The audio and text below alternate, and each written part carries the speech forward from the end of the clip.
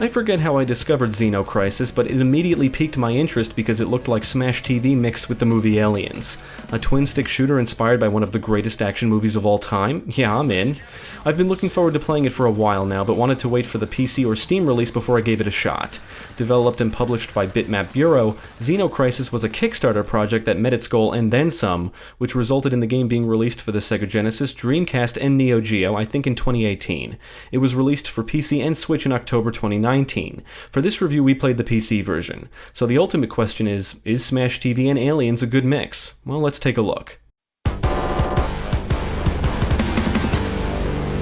There is a story which is conveyed through images accompanied by text. The Steam page contains a link to the manual which goes into a little more detail. After reports of an alien presence at a research station situated in the orbit of Io, one of Jupiter's moons, 2 Marines are sent to investigate, John Marsh and Sarah Ridley. The story is simple and a good enough setup for the gameplay, and there is multiple endings. Watch out! Xeno Crisis can be played solo, but it also supports up to 2 players. There's 2 difficulty modes, easy and hard, and easy is not as easy as you might think. Xeno Crisis is a very challenging game. It's like Smash TV, but you can't pump money into the machine to keep going. You lose all your health and it's game over, but you can use an elixir to continue playing. In the 2-player mode, if one player falls, the other player can revive them. You can play as either John or Sarah, choose their outfit color, and both of them play exactly the same. You can move around the environments freely, perform a melee attack, roll, and aim in 8 directions. Rolling around is a good way to avoid danger, and it can also inflict damage to enemies. The game plays out in areas, and the goal of each one is to progress from room to room by clearing them out of enemies, and most areas end with a boss battle. There's 7 areas total, so the game is short, but you're going to need to master the mechanics to survive. Even on easy, the game will hand you your own ass. Both characters are always equipped with an assault rifle and some grenades. You can only take a certain amount of hits before you die, but to aid you are pickups that spawn in the areas as you play. Playing with a buddy can alleviate some of the challenge, but I think what really separates this from games like Robotron or Smash TV is the upgrade system. Enemies will occasionally drop dog tags when killed, and these act as a form of currency. You're given the opportunity to spend dog tags on equipment or upgrades after beating an area. These include things like powering up your weapons, increased health, speed, grenade count capacity, ammo count capacity, a gas mask to protect you from toxic gases, and elixirs, which are extra continues. There's a good chance you're going to see the game over screen more than once, so you'll have multiple opportunities to practice and determine when to buy certain upgrades. Ammo and grenades will frequently spawn as you play, and we are not a fan of the limited ammo capacity. It seems odd because ammo boxes spawn so frequently that it's like, what's the point?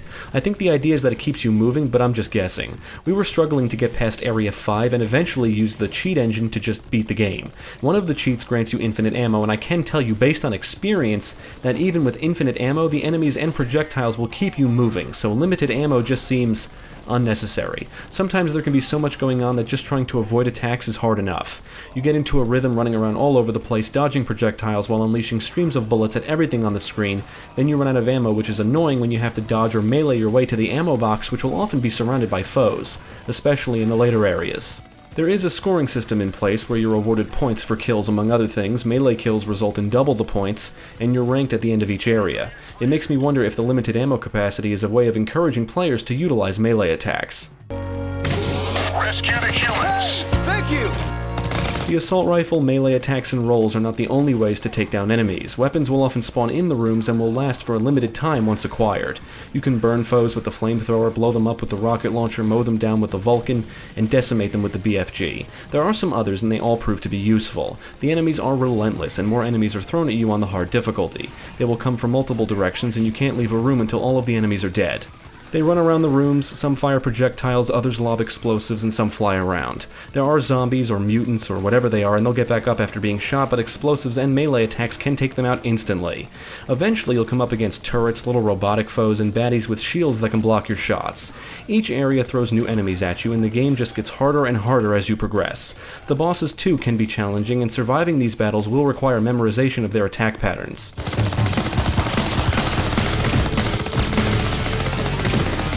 Each area varies in appearance, and the new enemies introduced usually fit the theme of the area. You'll battle your way through a lab, forest, dunes, and facility among some other locations, and while they all look different, the gameplay never changes. Every area consists of numerous rooms, which are all like small boxes that will be flooded with enemies, and I believe the rooms are randomized to a certain extent. Some rooms contain explosives, which are forms of environmental hazards, but most of them are pretty safe to navigate. Hostages can be found in some rooms, and rescuing them does reward you with points. As you progress, the areas seem to increase in size. By that I mean there will be more and more rooms to explore. Because of this, some areas seem to drag on, and I think the game would have benefited from less rooms, maybe even less enemies. It's not like the rooms within an area are drastically different from one another, and you'll see all of the enemies an area has to offer usually by the third or fourth room. Then you just progress through the rest and they all feel the same. You're just fending off waves upon waves upon waves of enemies. It sometimes feels like too much.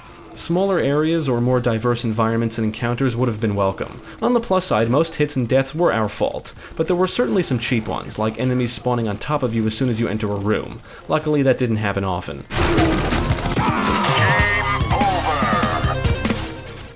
If you manage to beat the game on easy or hard, you'll be given the code for the Infinite mode. After I entered the code, the main menu showed 3 game modes to play through. Arcade, which is just the regular game, Infinite, and Boss Rush. I was hoping the Infinite mode meant infinite continues or something, but instead it means surviving for as long as you can in a single room. Pickups and upgrades will be dropped as you obliterate your foes. Boss Rush is exactly what you would expect. You have to try and defeat each boss without dying, and you can purchase upgrades in between battles.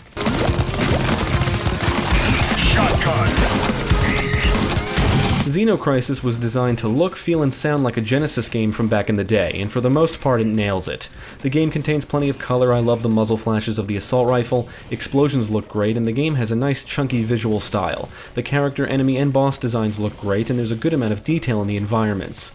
On the audio side, the music is pretty good overall. I love the tune heard at the main menu, and most of the songs are catchy. I wasn't blown away by the soundtrack, but it's not bad.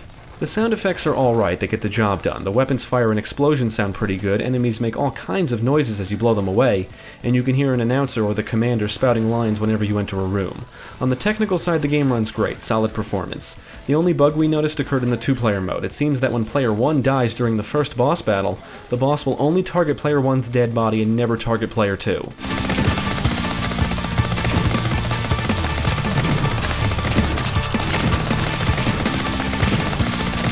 Xeno Crisis is an action-packed, fast-paced, and unforgiving game, and despite some of its flaws, I loved it. This is a game that offers a challenge which requires practice and skill to overcome, or you can just cheat.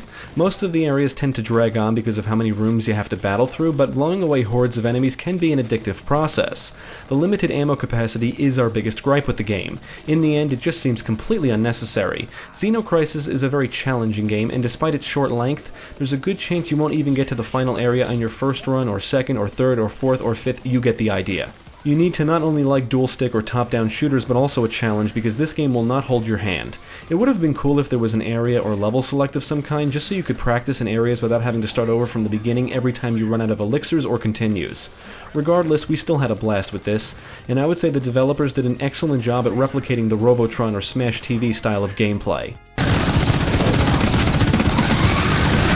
Ultimately, we would recommend Xeno Crisis to fans of top-down or dual-stick shooters. It should provide you with hours of game time simply because of the high difficulty. Achieving higher ranks and scores should provide some replay value if you're into that kind of thing, and the game can be enjoyed with a buddy. The developers nailed the Smash TV meets Aliens concept, and that's part of the allure of Xeno Crisis. I can't say it actually feels like Aliens in top-down shooter form, but it definitely contains nods to the franchise. If you like the idea of blowing away hordes of adversaries, Smash TV style with a touch of Aliens, definitely give Xeno Crisis a shot.